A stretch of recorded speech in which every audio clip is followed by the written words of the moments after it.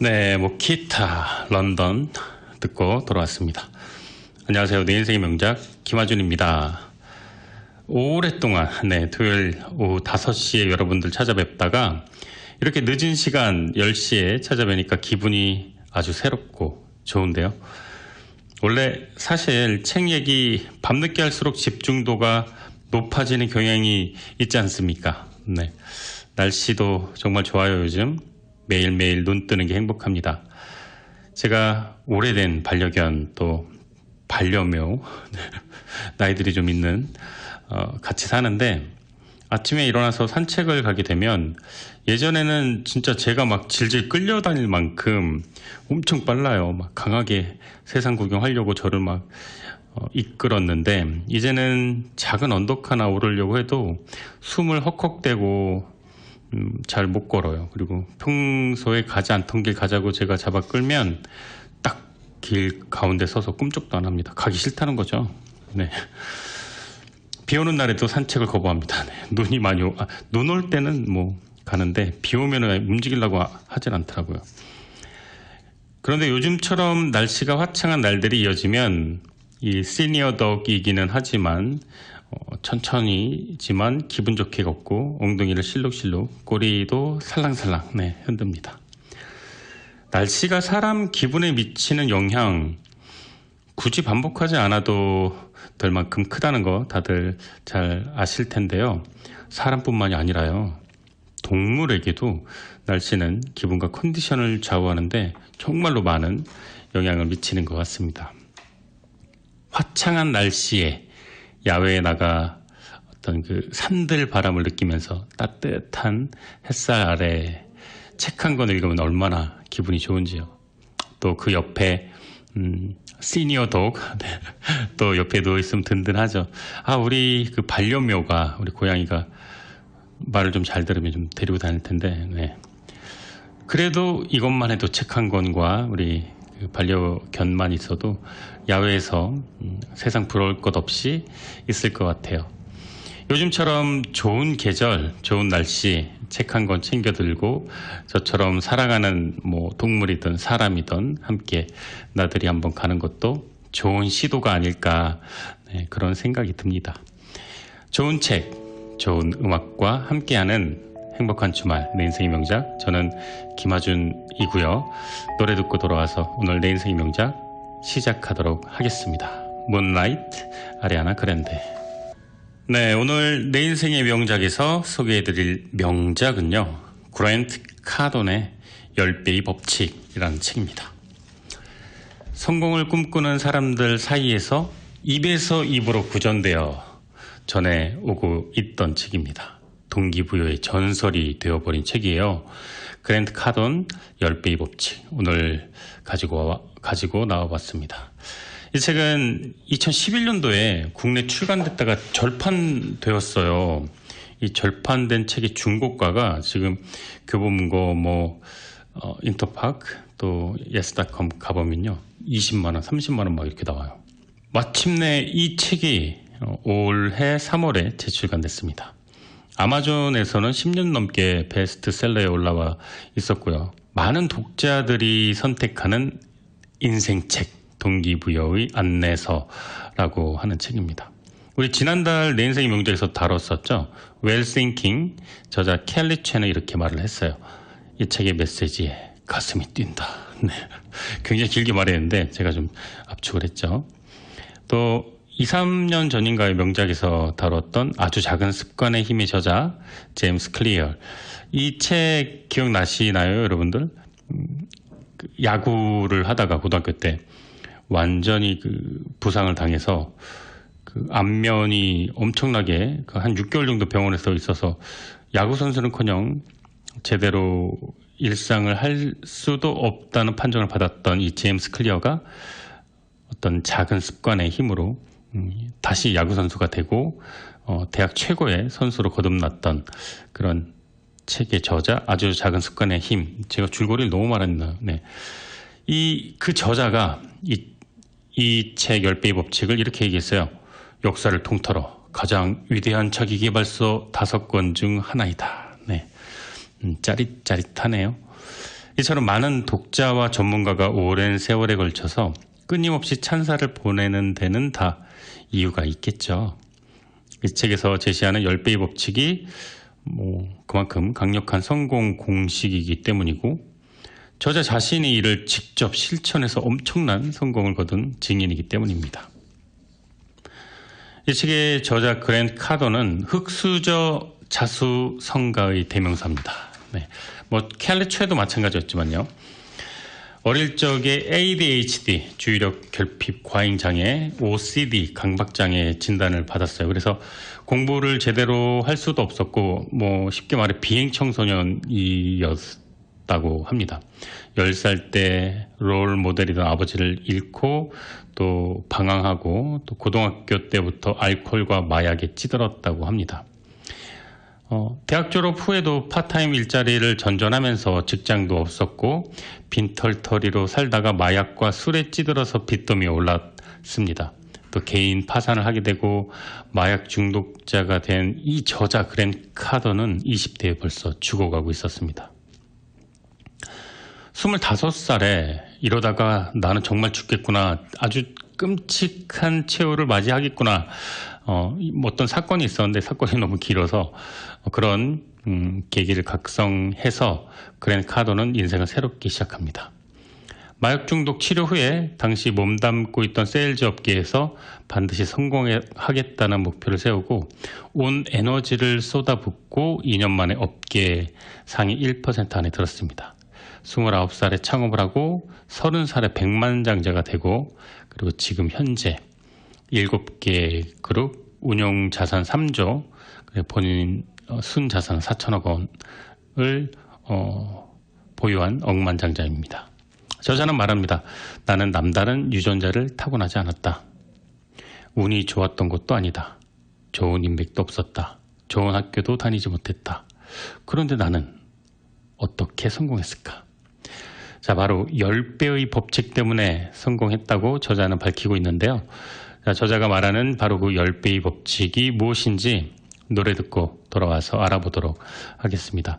맨하탄에서 제시카 리라고 해주셨네요. 우리 청취자님께서 신청해 주신 곡입니다. 변진섭, 사랑이 올까요? 네, 많은 이들이 부와 성공을 꿈꿉니다. 그런데 무엇을 어떻게 해야 하는지 방법을 몰라서 방황하고 포기하고 그럽니다. 30년간 성공을 연구한 저자는 탁월한 성공을 보장해주는 한 가지 특성을 찾아냈는데요. 답은 성공한 사람의 생각과 행동을 그대로 따라하는 것이었습니다. 성공한 사람은 말하고 생각하고 또 도전과 문제에 접근하는 방식이 다르다고 하는데요. 성공한 사람과 그렇지 못한 사람의 차이점, 저자는 이것을 10배의 법칙이라고 합니다. 10배의 법칙은 다른 사람이 하는 것보다 10배 더 많은 생각과 행동을 하는 것이다 라고 말합니다. 원대한 수준으로 생각한 다음 엄청난 수준으로 행동하는 것, 10배의 법칙에 보통은 없다. 10배의 법칙은 말 그대로 10배의 법칙이다. 우리는 흔히 이런 말을 들어요. 그만하면 충분해. 좀 쉬어. 네, 성공하려면 사회가 부추기는 이러한 조언의 세뇌에서 깨어나야 한다고 저자는 말합니다. 이런 주장은 현상 유지에 만족하는 보통 수준 사람들이 자기를 정당화하려고 하는 말에 지나지 않는다고요. 성공은 관심을 묻고 자란다.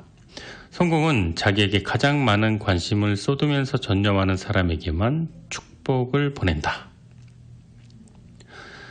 사람들은 성공한 이들이 얼마나 많은 노력을 했는지는 잊어버리고 그 성공한 순간만 기억합니다. 어떤 성공이 행운의 결과처럼 보인다고 해서 그 성공이 운으로 만들어지는 건 아닌 것처럼 말이죠. 성공에 완전히 몰입한 사람만이 인생에서 그 운도 얻게 된다고 저자는 말합니다. 10배의 법칙은 세상이 비합리적, 비현실적이라고 비판하고 금지하는 수준까지 노력해야 한다고 말을 합니다. 그렇지 않으면 우리가 당연히 누리는 모든 것들은 결코 탄생할 수 없었다고 하는데요. 이렇게 엄청난 노력을 한 사람들 덕분에 우리는 살아가고 있다라고 저자는 얘기를 합니다. 성공하려면 성공에 대한 관점이 완전히 달라져야 한다고요. 성공이 전부는 아니야. 네가 가진 것에 만족해. 인생은 순리대로 살아야지. 네, 이런 말들이 성공을 가로막는 달콤한 말이다. 이렇게 말을 합니다. 성공은 보유량이 한정된 제품이 아니기 때문에 내가 성공한다고 해서 다른 사람이 실패하는 것이 아니죠. 그래서 성공은 10명도 할 수 있고 100명도 할 수 있고 100명이서 싸워서 단 한 명만 1등하는 그런 게임이 아니라는 거죠. 많은 사람이 동시에 다른 시기에 다양한 수준의 또 다른 성공을 창조해낼 수가 있습니다. 자, 10배의 법칙에서 학력, 재능, 인맥, 성격, 운, 돈 이런 것들은 중요하지 않습니다. 10배의 법칙은 이런 것과 무관하게 성공을 보장시켜줍니다. 성공은 우연히 찾아오지 않지만 오랜 시간 쏟아부은 끈질기고 열심히 노력하는 자세가 그것을 맞이할 수 있게 도와줍니다. 당신은 어떤 일에 성공이라는 이름표를 달 수 있을 정도로 충분히 행동하고 사고해 본 적이 있는가? 이 책의 저자 그랜트 카던이 계속해서 이 책을 통해 우리에게 독자들에게 묻는 질문이 이것입니다. 그리고 그 다음 성공, 그 다음으로 가는 길, 성공을 하고 나서 그 다음 스텝, 그 이야기가 참 많이 나오는데요. 자, 노래 듣고 돌아와서 이제 본문 내용, 이 주옥 같은 본문 내용들을 소개해 드리도록 하겠습니다. 잉글리드 미켈슨이 부르는 곡 Celebrate 듣고 돌아올게요. 나는 30년이라는 시간 동안 성공에 관해 연구해왔다. 성공하려면 목표 설정, 훈련, 끈기, 집중, 시간 관리, 좋은 사람의 도움, 인맥 쌓기가 필요하다는 데는 대부분 의견이 일치했다. 하지만 성공과 실패를 가르는 한 가지가 무엇인지는 명확하지가 않았다. 수많은 세미나와 인터뷰를 하면서 수백 번 넘게 받은 질문이 있다. 탁월한 성공을 보장해주는 한 가지 특성, 그것이 있다면 무엇일까요? 이 질문은 끊임없이 나의 뇌리를 맴돌았다. 나는 내 삶을 남다르게 만들어준 중요한 요인 한 가지가 있는지 계속 생각했다. 내 성공에 가장 결정적인 영향을 준 바로 그 한 가지는 무엇일까? 나는 남다른 유전자를 타고나지 않았다. 운이 딱히 좋았던 것도 없다. 좋은 인맥도 없고 명문학교 출신도 아니다. 그렇다면 나는 어떤 요인 때문에 성공한 걸까? 지난 삶을 되돌아보니 내 성공에는 한 가지 일관된 특성이 있었다. 난 언제나 다른 사람보다 10배 더 많은 행동력을 발휘했다는 것이다. 영업, 프리젠테이션, 전화, 면담, 모든 일에서 내 행동량은 다른 사람이 보다 10배 더 많았다. 부동산 매입을 시작했을 때 나는 살 수 있는 것보다 10배 더 많은 매물을 조사했다. 그런 다음 내가 원하는 부동산을 원하는 가격으로 확실하게 매입할 수 있게 흥정했다. 그렇게 나는 모든 사업에 엄청난 행동력으로 접근했다. 이것이 내 성공의 가장 결정적인 한 가지 요인이었다. 사업 계획 없이 첫 회사를 세웠을 때 업계에서 나를 아는 사람은 전혀 없었다. 나는 노하우나 인맥이 없었고 자금이라고는 세일즈를 하며 벌어들인 알량한 몇 푼이 유일했다. 그런데도 나는 다른 사람이 생각할 수 있는 것보다 훨씬 더 많은 활동을 계획하고 실행함으로써 탄탄하고 성공적인 회사를 세울 수가 있었다. 마침내 나는 그렇게 다른 사람보다 엄청난 노력 단 하나, 그것만으로 이름을 떨치게 되었다. 그리고 말 그대로 업계의 판도를 바꿔 놓았다. 이 책 전반에는 탁월한 수준의 성공이라는 개념이 반복해서 언급된다. 탁월함이란 평범한 사람 대부분이 달성 가능하거나 달성하는 수준을 벗어난다는 뜻이다. 물론 이 정의는 자신을 누구와 비교하느냐에 따라 자신의 성공을 어떤 종류의 성공과 비교하느냐에 따라 달라질 것이다. 어쩌면 지금 이 순간 당신은 난 탁월한 수준의 성공은 바라지 않아. 성공이 전부는 아니잖아. 난 행복하기만 하면 돼. 이렇게 되뇌일지 모르겠다.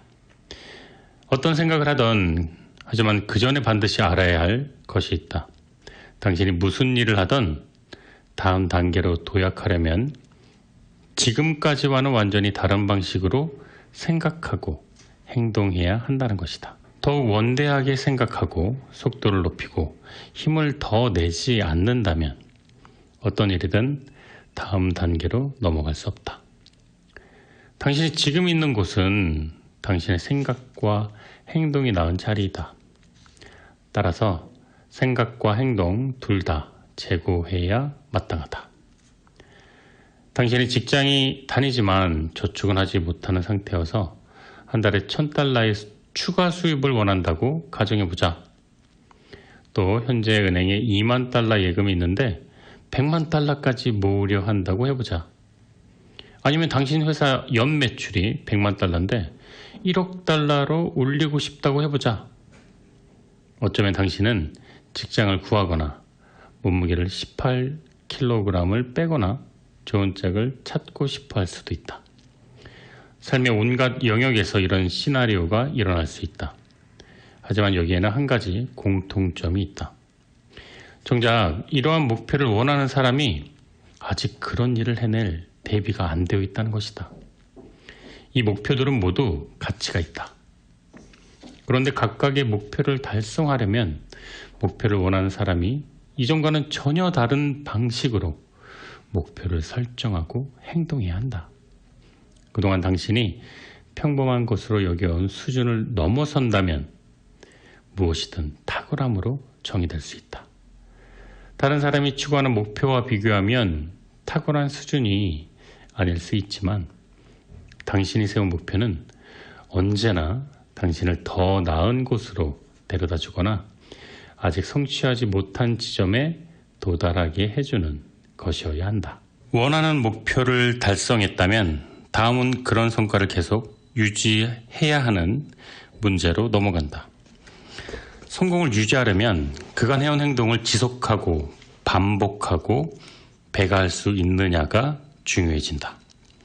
한번 달성한 업적을 성공이라고 말할 수 있다. 그런데 대개 사람들은 성공을 꾸준히 이어가는 법은 연구하지 않는다. 한 방만을 노리며 일념으로 거기에 매달린다.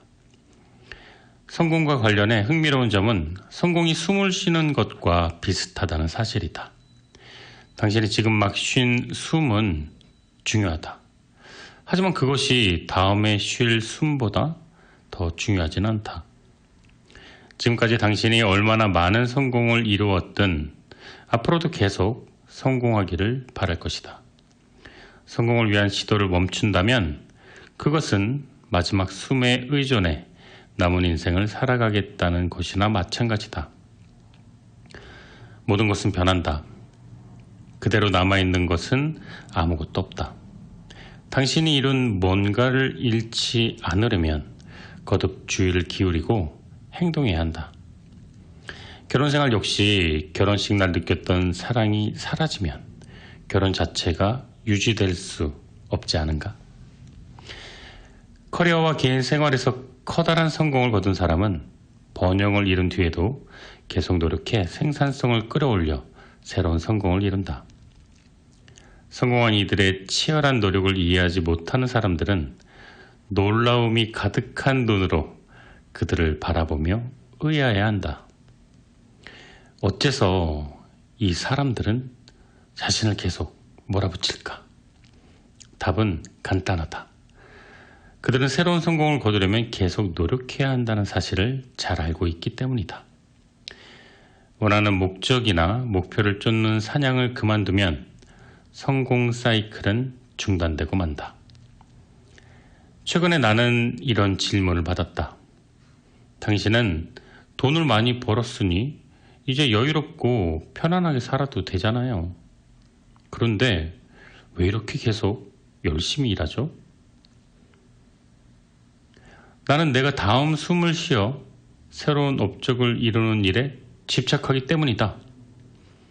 나는 유산을 남겨 이 행성에 긍정적인 발자국을 남겨야 되겠다는 생각에 온 정신과 마음이 쏠려 있다.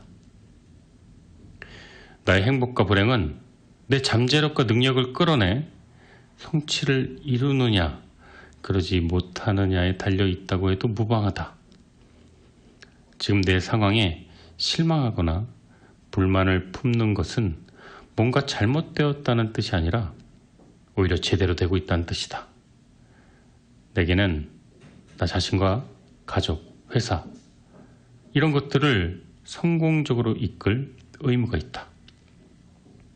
누구도 새로운 수준의 성공을 지향하는 내 욕망이 잘못됐다 말할 순 없다.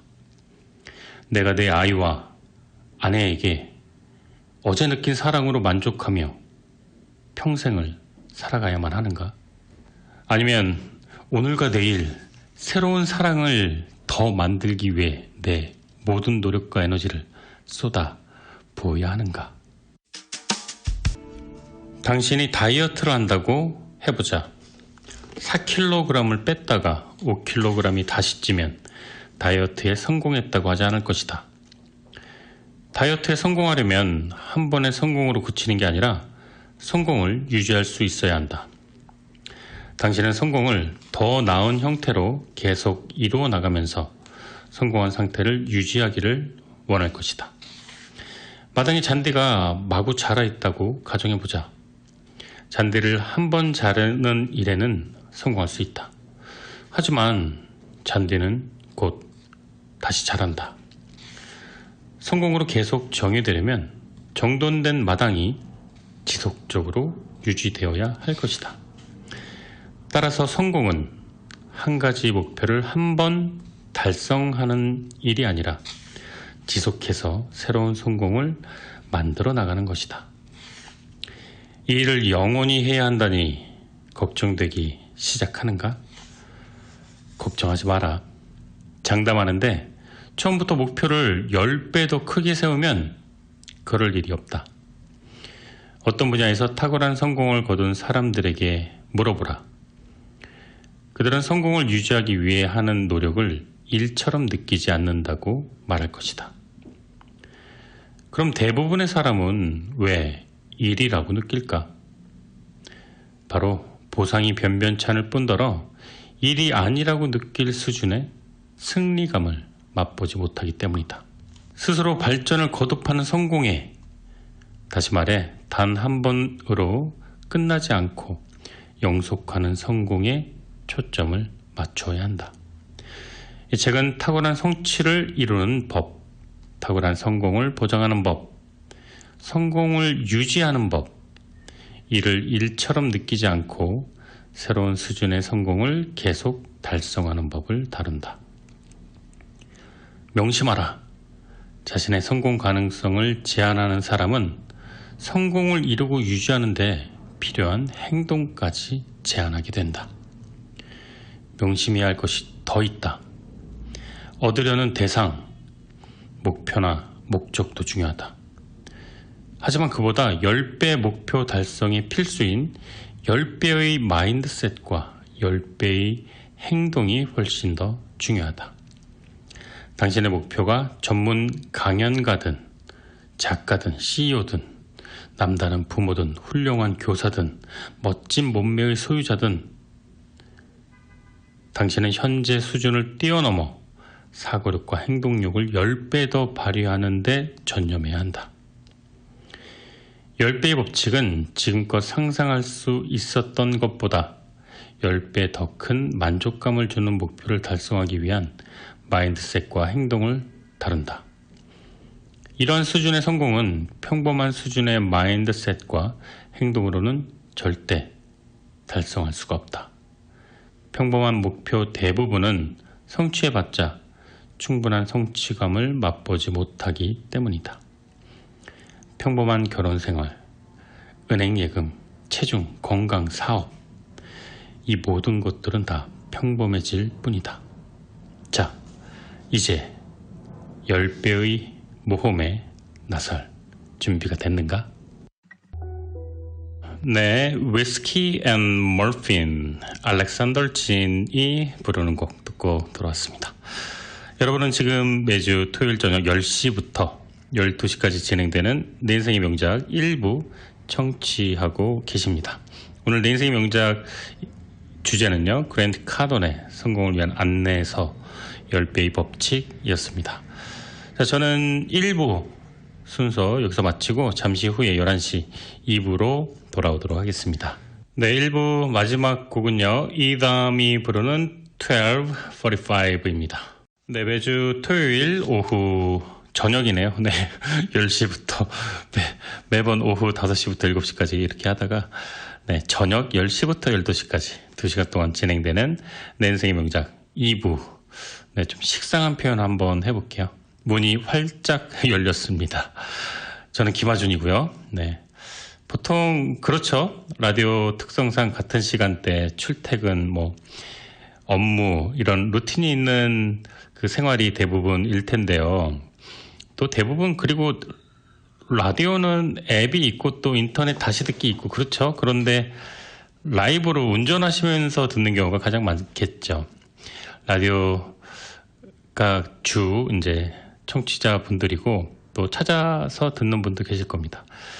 지금 라디오 켜신 분들은 깜짝 놀랄 수도 있을 것 같아요. 아, 이거 뭐지? 내가 이 시간대에 듣던 방송이 아닌데, 그렇지 않아도 이거 잠도 오고 졸린데 이 사람 대체 뭐야? 난 책도 안 좋아하는데 또 책 얘기하네? 이럴 수도 있을 것 같아요. 네, 그런데 네, 우선 반갑습니다. 저는 김하준이고요. 앞으로 주말 저녁 10시에 매주 찾아뵙겠습니다. 그리고 책 이야기예요. 맞아요. 그렇지만 지루한 오디오북이 아니라 제가 정말 엄선해서 여러분들에게 도움이 되고 유익하고 재밌는 책들을 선정해서 요약하고 중요한 내용들, 또 인상적인 이런 또 영감이 되는 이런 내용들을 여러분들에게 알려드리고 있습니다. 그래서 명작과 함께하는, 또 좋은 음악과 함께하는 이 늦은 밤 내 인생의 명작 방송 저와 함께 동행해 주시면 감사할 것 같습니다. 오늘 주제 그랜트 카돈의 저서 10배의 법칙은요, 사실 제가 어느 휴일날 오후 멍하니 유튜브 채널 그 동기부여 그 클립을 시청하다가 발견한 그 금광, 네, 금맥, 네, 이라고 할 수 있겠는데, 사실 오늘 저자 그랜트 카돈 경우에는 동영상으로 보면 더 소름 돋아요. 표정, 말투, 제스처, 완전 카리스마가 넘쳐나고요. 영어 선생님 해도 될 것 같아요. 딕션, 토네이션 전부 발음도 정확합니다. 간단해요. 저자의 메시지는 인생을 10배의 노력으로 살아라. 적당히 목표를 잡고 적당히 살면 적당히 목표에 도달도 못하고 또 적당히 살기도 어려워진다. 하지만 10배의 목표를 잡고 10배 노력을 하면 실제로 그 10배에 이르지 못하더라도 손해 날 건 없다. 그리고 10배가 목표인데 5배, 6배를 이루었다고 해서 마이너스는 아니지 않는가. 네, 이런 내용입니다. 그리고 우리의 잠재력이란 무한정함으로 10배의 목표든 100배의 목표든 그 목표를 이루는 길을 안내할 것이다. 이렇게 말을 합니다. 아둥바둥 미친 듯이 일만 하라는 게 아니라요. 당신이 할 수 있는 능력을 제한해서 작고 소박하게 적당히 살려는 마음을 버려라. 네, 이게 강조된 메시지입니다. 자, 노래 듣고 돌아와서요, 책 본문 내용을 소개해 드리도록 할 텐데요. Thinking Out Loud, 제이미 탐슨이 부른 곡인데요. 에드 슈란의 곡을 이제 커버한 겁니다. 듣고 돌아오도록 하겠습니다. 결과를 만들어내는데 어느 정도 노력이 필요한지 정확하게 계산하지 못하면 크게 실망하고 낙담할 수 있다. 그러면 뭐가 문제인지 제대로 파악하지 못하고 이내 목표를 달성할 수 없다고 생각해 패배를 받아들이고 만다. 관리자를 포함해 대부분의 사람이 보이는 첫 번째 대응 방식은 행동량을 늘리는 게 아니라 목표량 줄이기다. 하지만 그동안 내가 지켜본 바에 따르면 기업 영업팀에서 관리자는 오랫동안 그런 식으로 영업을 해왔다. 그들은 분기 초에는 팀원들에게 할당량을 지정해 주거나 팀 목표를 정한다. 그러다 중간에 목표를 달성할 수 없겠다 싶으면 회의를 열어 달성할 수 있는 수치로 목표를 줄인다. 그렇게 해서 팀원에게 계속 동기를 부여하고 승리 가능성을 열어둔다. 이는 그야말로 중차대한 실수다. 잠깐이라도 이런 방식을 선택지로 고려해서는 안 된다. 조직의 잘못된 메시지를 전달하기 때문이다. 목표는 중요하지 않다거나 승리하는 유일한 방법은 결승선을 앞으로 당기는 것이라는 그릇된 신호를 줄 수가 있다. 훌륭한 관리자는 목표를 줄이는 대신 기대에 미치지 못할 리스크를 무릅쓴 채 팀원이 더 많은 행동력을 발휘하도록 격려한다. 모두의 마음을 편안하게 해주기 위해 목표를 조정하려는 시도는 사기를 꺾고 희망을 줄이고 기대를 낮추고 능력을 약화시킨다. 모든 팀원은 팀이 목표를 달성할 수 없는 이유를 나열하기 시작할 것이다. 그렇지만 이는 핑계에 가깝다. 절대로 목표를 줄이지 마라. 행동을 늘려라. 목표를 하향 조정하고 핑계를 만들고 어려움을 모면하려고 들면 꿈을 포기하게 된다. 이런 행동은 당신이 궤도에서 벗어나고 있다는 신호다. 따라서 그럴 때는 다시 깊이 생각해보고 처음에 계산했던 노력의 양을 올바르게 재조정해야 한다. 성공은 목적지가 아니라 여정이다. 이 말처럼 성공의 중요성을 깎아내리는 달콤한 말들이 너무나도 많다. 제발 이런 말에 현혹되지 마라. 극심한 경기 침체가 닥치면 사람들은 이런 듣기 좋은 어설픈 말만 들어서는 생계를 유지할 수 없다는 사실을 금방 깨닫는다. 지난 몇 년간 벌어진 혹독한 경제 위기를 겪으면서 자신이 그동안 성공의 중요성을 얼마나 과소평가했는지, 성공이 자신의 생존에 얼마나 절대적인지 사람들이 분명하게 배웠기를 바란다. 경제활동에 참여하는 것만으로는 충분하지 않다. 시장에서 승리하는 법을 배우는 일이 반드시 필요하다. 자신이 하는 모든 일에서 거듭 승리를 거둔다면 틀림없이 더욱 확장할 수 있을 것이다. 그럴 때 앞으로 당신과 당신의 아이디어의 생존이 모두 보장된다. 성공은 한 사람의 자존감에도 똑같이 중요하다. 성공은 자신감과 상상력, 안정감을 키워주고 세상에 기여하는 일의 중요성을 부각시킨다. 가족을 부양하고 가족의 미래를 책임질 능력이 없는 사람은 자신과 가족을 위험에 빠뜨린다. 성공하지 못한 사람은 재화와 서비스를 구입할 수 없다. 이런 사람이 많아지면 경기가 둔화되고 세수가 줄어든다. 그러면 학교나 병원, 공공서비스 운영 자금에 심각한 악영향을 미친다. 이쯤에서 누군가 성공이 전부가 아니다 이렇게 말할지도 모르겠다. 물론 전부는 아니다. 당연하다. 하지만 나는 그런 말을 하는 사람들이 도대체 무슨 주장을 하려는 것인지 모르겠다. 내 세미나를 참석한 청중이 그런 말을 하면 나는 흔히 이렇게 되묻는다. 당신이 이루지 못했다고 해서 그런 일의 중요성을 깎아내리고 싶습니까? 현실을 직시하라. 당신이 달성하려는 목표가 무엇이든 성공은 절대적으로 중요하다. 관심을 거두면 승리 역시 중단된다. 승리를 계속 포기해보라. 그러면 완전히 포기하게 될 것이다. 엄마나 아빠가 패배하거나 포기하는 모습을 보면 과연 아이들에게 이로울까? 당신이 예술작품을 팔지 못하고 훌륭한 책을 출간하지 못하고 세상을 나아지게 할 훌륭한 아이디어를 실행하지 못할 때 이로울 사람이 어디 있겠는가?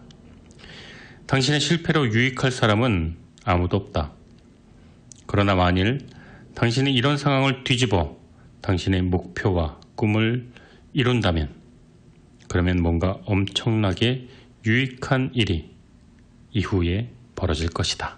원하는 일을 달성하지 못한 사람이 자신을 정당화하는 일은 상당히 흔하다. 심지어 자신에게 거짓말까지 하는데 성공의 가치를 최소화함으로 그렇게 한다. 오늘날 이런 경향은 사회 여러 분야에서 쉽게 찾아볼 수 있다. 책이나 교회 또는 학교에서 성공이 별로 중요하지 않다는 생각을 부추긴다. 예를 들어 자신이 원하는 걸 얻지 못한 아이들은 처음에는 잠시 싸우며 울지만 곧 애초에 자신은 그것을 원하지 않았다고 본인을 설득한다. 어떤 일에서 결과를 내지 못했더라도 그 일을 간절히 이루고 싶었다고 인정하는 것은 결코 해로운 일이 아니다. 사실 이런 태도야말로 장애물을 만나더라도 결국 목표에 도달하게 해주는 유일한 방법이다.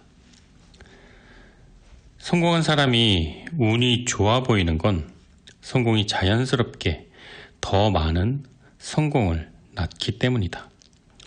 그들은 목표에 도달함으로써 마법과 같은 추진력을 만들어낸다. 이 추진력 덕분에 더 원대한 목표를 설정하고 또 끝내 이루어낸다. 당신의 행동의 중요성을 간과한다면 성공한 사람들이 얼마나 많이 행동하고 실패했는지 알지 못할 것이다. 세상은 그들이 성공한 순간에만 스포트라이트를 비추기 때문이다. 켄터키 프라이드 치킨을 세상에 널리 알린 커넬 샌더스는 자신의 아이디어가 채택되기 전에 무려 80번 넘게 아이디어를 제시했다.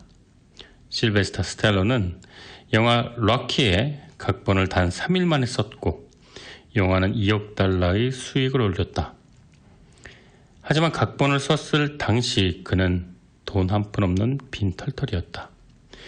아파트 난방비를 낼 형편이 안 됐고 심지어 음식을 사기 위해 자신이 키우던 개를 50달러에 팔아야 했다. 월트 디즈니가 놀이공원을 만들겠다는 아이디어를 냈을 때 많은 사람들이 비웃었다. 하지만 지금은 전 세계 사람들이 100달러짜리 티켓을 기꺼이 사고 디즈니 월드에서 가족 휴가를 보내려고 열심히 일하고 저축한다. 어떤 성공이 행운의 결과처럼 보인다고 해서 절대 착각하지 마라. 운이 성공을 만들지 않는다. 성공에 완전히 몰입하는 사람이 인생에서 행운을 얻는다. 고로 열심히 일할수록 운이 좋아진다. 여기서 우리는 한 걸음 더 나아갈 수 있다. 당신이 반복적으로 성공을 이룰 수 있다면 이제 성공은 성공이라기보다 습관에 가까워진다. 성공이 누군가에게는 일상적인 일이 되는 것이다. 성공한 사람은 자기력 같은 것을 지녔다고 묘사되기까지 한다. 그들은 사람들을 끌어당기는 X인자 또는 마법 같은 매력을 가지고 있다. 왜일까? 성공한 사람은 성공을 의무이자 사명이며 책임으로 보기 때문이다. 심지어 성공을 자신의 권리라고 여긴다. 두 사람에게 성공의 기회가 닥쳤다고 해보자. 성공을 자신의 의무라 믿고 손을 뻗어 움켜잡는 사람이 성공할까? 아니면 안 되면 말고라는 태도를 지닌 사람이 성공할까? 답은 뻔하다. 눈 떠보니 성공했다라는 말을 자주 듣지만 실제로 그런 일은 절대 일어나지 않는다. 성공은 언제나 앞서 한 행동들의 결과로 생기는 것이다. 사소해 보이는 행동이든 오래전 한 행동이든 그 행동들이 쌓여서 성공을 이룬다. 성공을 거둔 사업가나 제품, 배우, 밴드 등을 보고 하룻밤 사이에 성공했다고 하는 사람은 특정한 개인이 성공의 길을 구축하기 위해 쏟은 엄청난 사고력을 무시하는 것이다. 그들은 성공한 사람들이 승리를 쟁취하기 전에 얼마나 많은 행동을 했는지 이해하지 못한다. 성공한 사람에게 승리는 그들이 받아 마땅한 보상이라는 사실을 알지 못한다. 성공이 자신의 것이라고 정신적, 영적으로 주장하면서 성공을 이룰 때까지 시간을 투자하고 필요한 행동을 한 사람들이 얻는 결과이다.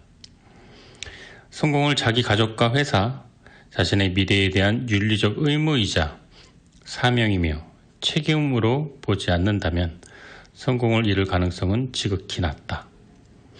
설령 한두 번 어느 정도 성공한다 한들 성공을 유지하기는 너무나도 어렵다.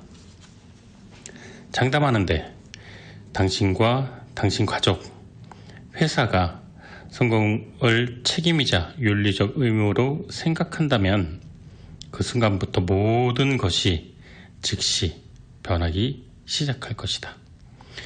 윤리가 개인적인 문제인 것은 맞다. 하지만 윤리가 거짓말하거나 도둑질하지 않는 일에만 국한되지 않는다는 사실에 대부분 동의할 것이다. 윤리의 정의는 확장될 수 있다. 우리 각자가 부여받은 신성한 잠재력을 최대한 발휘해야 한다는 개념 역시 윤리에 포함될 수 있다. 심지어 나는 엄청난 성공을 이루겠다고 주장하지 못하는 것은 비윤리적인 태도라고까지 말하고 싶다. 잠재력을 날마다 최대한 발휘하기로 선택하는 일이 윤리적이면 그렇지 않은 것은 윤리를 위반한 것 아닌가? 성공을 자신의 의무이자 사명이며 책임이라고 끊임없이 주장을 해야 한다. 나는 어떠한 상황에서든 성공이 당신의 의무이자 사명이며 책임이 되는 확실한 방법을 보여줄 것이다. 꿈의 크기가 어떻든, 중간에 어떤 장애물을 만나든, 시기가 어떠하든, 사업이나 업계의 종류가 무엇이든 성공은 당신의 의무이자 사명이며 책임이다. 성공은 윤리적 관점에서 접근해야 한다. 성공은 당신의 의무이자 사명이며 책임이라는 것 꼭 기억하라. 인생에서 원하는 지점에 도달하려면 자신에게 일어나는 일이 좋든 나쁘든 전부 자기 자신에게서 비롯된다는 관점을 가져야 한다. 나는 내게 발생한 모든 일에 통제력을 발휘한다. 심지어 내가 통제할 수 없는 것처럼 보이는 일까지 나는 그렇게 한다. 내가 통제력이 있든 없든 나는 책임감을 갖고 상황을 통제하겠다고 결심한다. 그렇게 해서 앞으로의 상황을 개선하기 위해 내가 할 수 있는 일을 한다. 예를 들어 동네에 전기가 나갔다고 해보자. 그러면 나는 정전이 됐다고 행정당국을 비난하기보다 내가 할 수 있는 일은 없는지 찾아본다. 그렇게 해서 그 일이 다음에 또 발생할 때 받을 부정적인 영향을 최소화한다. 하지만 이러한 통제력을 강박적인 욕구에 따른 통제와 혼동해서는 안 된다. 여기서 말하는 통제력은 높은 수준의 책임감을 지니겠다는 건강한 의식이며 효과적인 해법을 도출하는 방법이다. 정전 사태에 내가 개입한 일은 전혀 없다. 너무 많은 사람이 동시에 전기를 사용했거나 폭염이나 지진 때문이거나 누군가 변압기에 부딪혔기 때문일 수도 있다. 나는 전기세를 밀리지 않고 냈는데 지금은 전기를 사용할 수 없다. 난방을 하지 못하고 물을 끓일 수 없고 냉장고나 컴퓨터도 사용할 수 없다. 하지만 누군가를 탓한다고 해서 이 상황이 달라지지는 않는다. 또 성공은 나의 의무이자 사명이며 책임이기 때문에 지금은 이 사태를 행정당국에 떠넘기기가 좀 어렵다. 전기가 없어 조명과 열, 멀쩡한 음식을 얻지 못하는 상황은 성공과 거리가 멀다. 이런 상황에서도 높은 수준의 책임감을 지닐 때만 비로소 유용한 해결책이 나온다. 아마 당신은 무슨 일을 해야 하는지 이미 생각했을지도 모른다. 이 상황은 단지 전기가 나갔기 때문에 벌어진 일이 아니다. 내가 예비 발전기를 미리 갖춰놓지 않았기 때문에 생긴 일이다. 이 상황은 불행도 아니고 나쁜 사건도 아니다. 책임을 다른 사람에게 떠넘겼기 때문에 생긴 결과다. 어리석게 굴지 말고 어서 예비 발전기를 구해라. 예비 발전기를 사려면 돈이 든다. 하지만 3일 동안 전기 없이 지내며 가족을 제대로 돌보지 못하는 것에 비하면 그 정도 돈은 아무것도 아니다. 이처럼 일단 통제력을 행사하고 책임감을 키우겠다고 결심하면 당신의 삶을 더 나아지게 하는 성공적인 해법을 발견하기 시작할 것이다. 일어난 모든 일의 원인을 자신에게서 찾아라. 심지어 자신의 통제력 밖에 있다고 생각했던 일까지 자신이 일으켰다고 가정하라. 그렇게 통제력을 발휘하고 책임감을 키워라. 사건들이 그냥 우연히 발생했다고 생각하지 마라. 모든 일은 당신이 한 일 또는 하지 않은 일 때문에 일어난다. 승리했을 때 자기 공로를 기꺼이 인정하려면 실패했을 때 책임도 기꺼이 져야 한다. 책임지는 수준을 높이면 해법을 찾는 능력이 더 강해지고 더 큰 성공을 이룰 것이다. 어떤 사람이나 다른 무엇을 비난하면 피해자나 노예로 지나는 그 기간만이 더 늘어날 뿐이다. 통제력을 발휘하면 나쁜 사건을 막기 위해 무엇을 할 수 있는지 통찰할 수 있게 된다. 그러면 우연히 발생하는 것처럼 보이는 불행한 사건을 줄이고 삶의 질을 향상할 수 있다.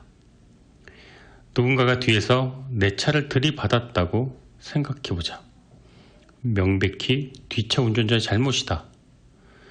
그 사람에게 화가 나겠지만 나는 피해자의 입장만은 정말 취하고 싶지 않다. 이런 일이 내게 일어나다니 난 정말 불쌍해. 난 정말 피해자야. 이렇게 말하는 건 정말 끔찍하지 않은가? 당신은 상대방의 명함을 받거나 TV 방송으로 그 사고를 사람들에게 알려 지지와 관심을 얻으려고 하겠는가? 절대 그렇게 해서는 안 된다. 성공으로 가득 찬 삶을 만들겠다고 결심했다면 그 다음부터는 피해자 행사는 그만두라. 대신에 추돌사고 같은 일이 다시는 일어나지 않도록 불편한 사건이 발생할 가능성을 줄이는 방법을 숙지하라. 10배의 법칙에는 엄청난 행동량을 오래도록 지속적으로 발휘하는 것이 포함된다. 좋은 일이 더 자주 일어나게 하려면 피해자처럼 행동할 여유가 없다. 피해자에게 좋은 일은 일어나지 않는다. 피해자에겐 더 나쁜 일이 반복적으로 일어난다. 피해자 행세를 하는 사람의 일생에는 수많은 나쁜 사고와 불행이 반복된다. 그리고 그들은 그러한 일에 자신은 아무런 관련이 없다고 계속 이야기한다. 피해자의 인생에는 4가지 공통점이 있다. 1. 나쁜 일이 생긴다. 2. 나쁜 일이 자주 일어난다. 3. 그런 일에 늘 관련되어 있다. 4. 비난할 사람이나 상황이 항상 존재한다. 성공한 사람은 이와 정반대의 태도를 취한다. 당신 역시 그래야 한다. 당신 인생에서 발생하는 모든 일은 외부 힘 때문에 생기는 게 아니다. 어떤 일이 생기든 전부 당신 책임이다. 책임지는 태도를 지닌다면 어떤 상황에 부닥치더라도 앞으로 나아가는 방법을 찾기 시작할 수 있다. 또 미래에 나쁜 일이 발생하지 않도록 상황을 통제할 방법을 알아낼 수 있다. 안 좋은 일이 발생하면 자신에게 이렇게 질문해야 한다. 이런 일이 다시 일어날 가능성을 줄이려면 뭘 해야 할까? 아니, 다시는 일어나지 않게 하려면 어떻게 해야 할까? 기억하라. 어떤 일이든 당신에게 벌어질 수 있지만 그 일은 바로 당신 때문에 생긴다는 것. 경찰에 사고 접수를 할 때 자신은 책임이 없다고 주장하고 싶겠지만 보험사는 항상 당신의 과실을 체크할 것이다. 반드시 명심해야 할 한 가지가 있다. 자신의 정당성을 입증하려고 피해자를 자처할 때마다 당신은 정말로 피해자가 된다는 것. 이는 결코 좋은 일이 아니다. 피해자 행사를 하는 한 해결책을 찾아내거나 성공을 이루기란 불가능하다. 그런 사람에게는 문제만 가득하고 그 문제는 또 다른 문제를 계속 가지고 올 것이다. 수동적으로 행동하는 사람이 아니라 스스로 앞장서서 행동하는 사람이 되어 모든 상황에 접근하면 당신 삶을 훨씬 더 잘 통제할 수 있게 된다. 성공을 쟁취하거나 못하는 일은 당신 생각의 행동의 직접적인 결과다. 긍정적인 일이든 부정적인 일이든 바로 당신의 모든 일의 근원이자 원동력이며 출발점이자 원인이 된다. 모든 일이 잘 되기를 바란다면 당연히 모든 일에 책임지는 자세를 취해야 한다. 그렇지 않으면 유익이 아닌 핑계를 만들어내느라 10배도 많은 에너지를 허비하게 될 것이다. 성공이 우연히 생기거나 일부 사람에게만 생긴다는 생각은 잘못된 믿음이다. 내가 제안하는 방법이 분명 효과가 있다는 사실을 나는 잘 알고 있다. 내가 바로 이 방법을 사용해 성공을 쌓아왔기 때문이다. 나는 이른바 좋은 인맥을 활용할 수 있는 특권층 집안 출신이 아니다. 내게는 회사를 설립할 돈이 없었고 다른 사람보다 특별히 더 뛰어난 재능도 없었다. 그런데 나는 부와 신체, 영성, 정서면에서 성공적인 커리어를 쌓을 수가 있었다. 내가 이뤄낸 성공의 크기는 다른 사람들이 내게 기대하는 수준을 훨씬 넘어선 수준이었다. 이런 성공이 어떻게 가능했을까? 바로 엄청난 행동력과 통제력을 발휘하고 모든 결과에 책임을 졌기 때문이다. 독감, 배탈, 자동차 사고, 도난 사건, 컴퓨터 고장, 심지어 정전까지 나는 모든 일에 통제력과 책임감을 발휘했다. 어떤 일이든 우연히 일어나지 않고 나 때문에 일어난다고 진심으로 믿기 시작한 후에야 비로소 나는 행동량을 10배 더 높은 수준으로 늘릴 수가 있었다. 내가 어디로 가든 그곳에는 내가 있다. 이 간단한 말을 통해 내가 문제의 원인이자 책임을 이해할 수 있었다. 이러한 관점을 지니면 자신이 피해자가 아니라 인생에서 일어나는 모든 일의 원인이라고 생각하게 된다. 나는 내 실패를 정당화하려고 다른 사람이나 다른 대상을 비난하지 않았다. 물론 내게 일어나는 일에 대한 결정권을 항상 내가 가질 수는 없는 노릇이다. 하지만 그 일에 어떻게 반응할지에 대한 선택권은 언제나 나에게 있음을 나는 믿기 시작했다.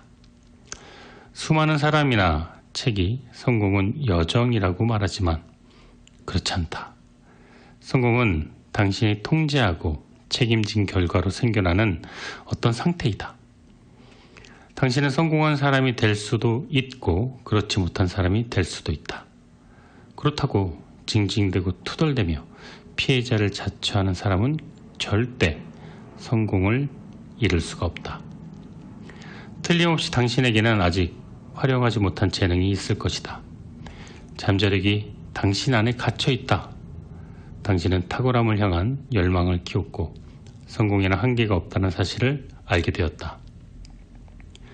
책임감의 크기를 키우고 당신에게 일어나는 모든 일의 통제력을 발휘하라.